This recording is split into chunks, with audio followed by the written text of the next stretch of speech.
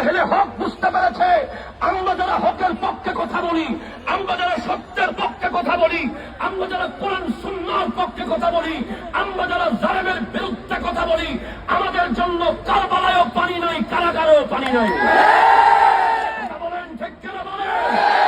আমাদের জন্য কারবালায় পানি নাই, কারাগারেও পানি নাই। এরপরেও আমরা অটল থাকবো।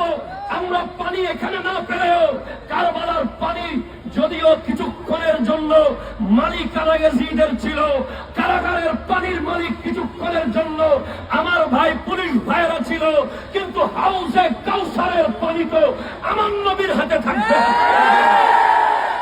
আমাদেরকে হাউজে কাউসার থেকে কেউ বঞ্চিত করতে পারবে না। কারণ আমাদের এই যুদ্ধ, আমাদের এগিয়ে যাওয়া, আমাদের সংগ্রাম আমার নবীর ইশকে মুস্তাফাকে, সাহাবায়ে কেরামের আকীদাকে, আহলে বাইত রাসূলের মুহাব্বতকে এই জমিনে প্রতিষ্ঠা করার জন্য আমার ভাই জীবন দিয়েছে। ঠিক কিনা?